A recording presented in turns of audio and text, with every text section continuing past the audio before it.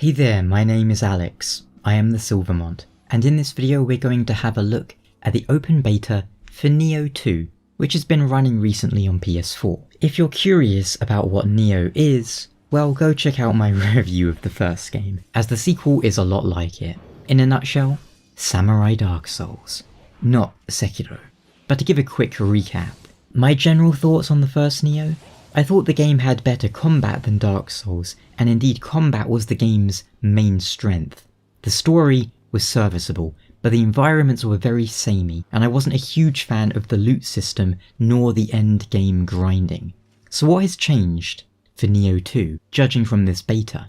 The combat is still good, and it has some interesting new additions. We can't really judge the levels, as we don't have them all in the beta, but unfortunately the loot seems to be more or less the same, a very Diablo-style system of getting hundreds of items per mission, resulting in a lot of inventory management, going through, selling things, breaking them down, and so on and so forth. Personally, I'm not a huge fan of that. But we can't speak for the end game either because it's a beta. So frankly, it doesn't look like any of my major issues with Nioh are being fixed. But on the plus side, the game still has very fun combat and in general is entertaining to play. So let's touch on some of the new features.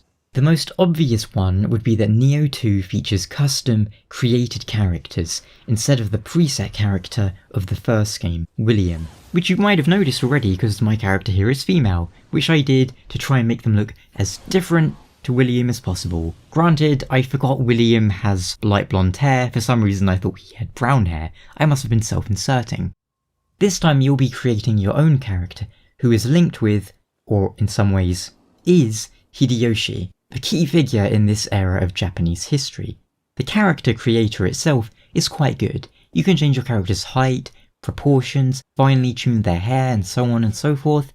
But a few things were locked in the beta, so we couldn't change, for example, how muscular they were, which was an odd choice, and we also couldn't edit the demon form, but that looks like something that's going to be in the main game. I did find it a little funny that a max weight lady is basically still someone on the slim side of average. But it does make sense when you realise these characters have to be super fit, considering they are sprinting around and heaving giant weapons, right? You can also save your characters via codes for easy sharing. That is a really good and useful feature, so I've made a male and female character ready for when the main game comes out. And it seems like you can edit them at any time from the map menu, unless that's going to be limited in the main game. And you can transform your character into NPCs, just like in the first game.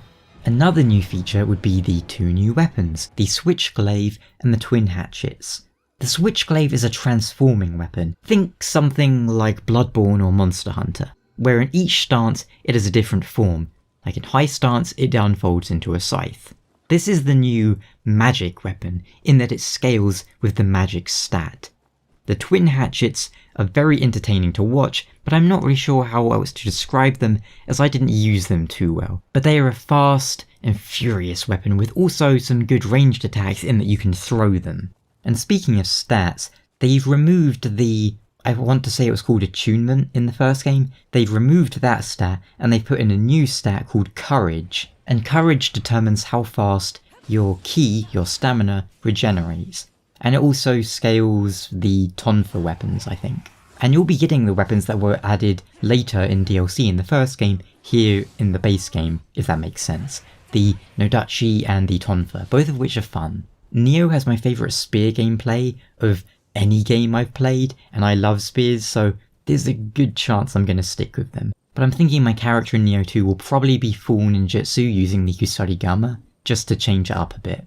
And it's possible they will add more weapons into Nioh 2 with Nioh 2's DLC, but as it is, I think we have a good selection to start off here. The full selection, in case you're wondering, would be katana, dual katana, spear, axe, Nodachi, tonfa, Kusarigama, Switchglaive, Twin Hatchets. I think that's everything. I might have missed something out though. Another new thing are the shifting abilities, or shiftling abilities. Whereas William could call upon the living weapon as his super mode, the character in Nioh 2, well, how to put it, they are half yokai. Rather like how Dante can activate his devil trigger, your character in Nioh can transform into one of 3 different demons, determined by the guardian spirit you have equipped. As for how this plays into gameplay, well, it works a lot like Living Weapon, but in addition you can use these demon abilities that play into your 3rd meter: health, ki, that's Nioh's version of stamina, and anima, I think it was called. You can equip 2 demon abilities, these core abilities that are obtained from bosses and enemies in the game, and use them by spending this meter.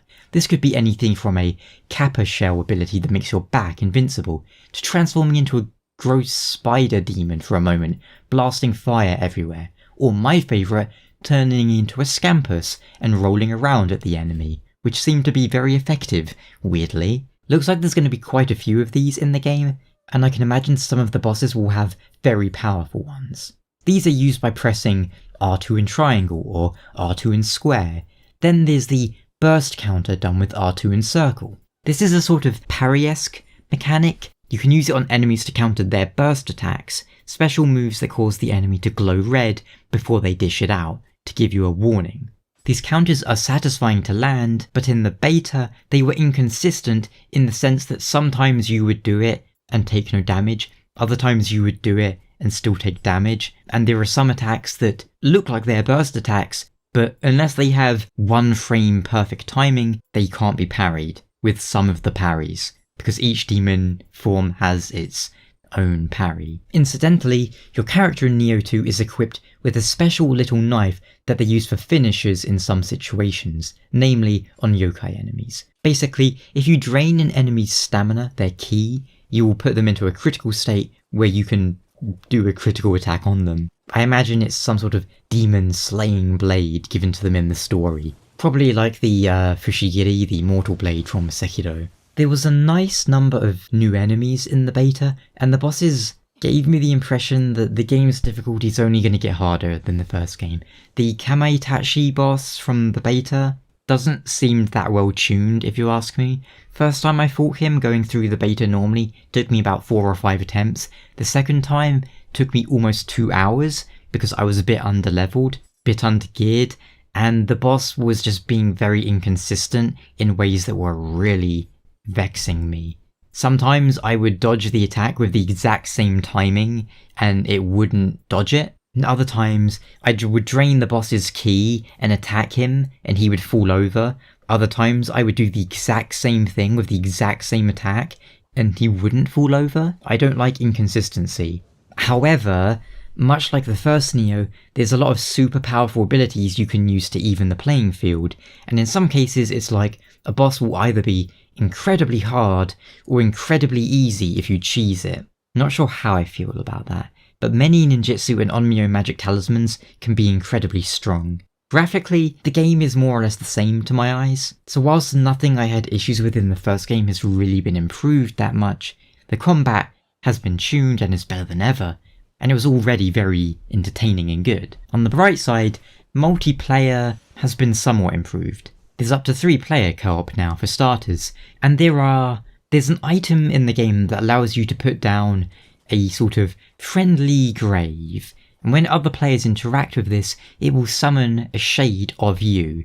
It won't be summoning you, it will be summoning a version of you controlled by the AI, and this can help out a bunch of players. Like one time I put it down, I finished a mission, came back, and it helped like 30 people out. And then if you want to do actual co-op, there's random encounters that works like Dark Souls. Basically, you press like find a player to help and they'll summon you. If they die or you die, the co-op session ends.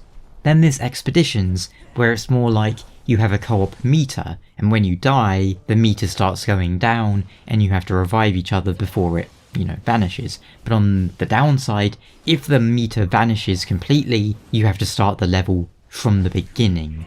And Expedition mode is also harder than the normal game, because it will make, there'll be more enemies, and some enemies will be replaced with stronger enemies too.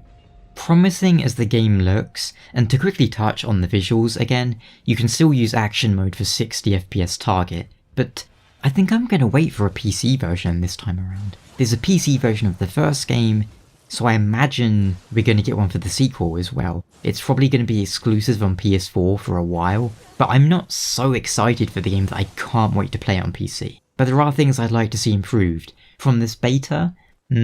Well, the Kame Itachi needs to be tweaked and balanced. For starters, they need to make some of its attacks more consistent. They need to change the Beyblade attack, because right now I think that attack is slightly unfair. It's got too much tracking. It's basically one of those attacks where you can dodge it, but the timing is incredibly hard. Dodging it just by moving is hard because it has too much tracking and it curves through the air, and if you block it, it drains effectively all your stamina, so that just needs to be toned down a little.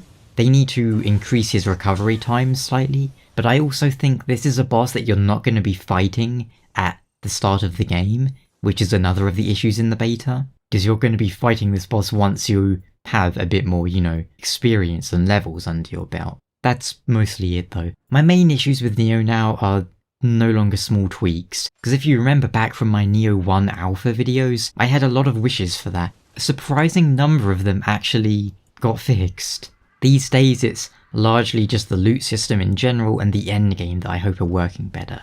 We shall see. Until next time, thank you so much for watching, and I'll catch you later. Ciao.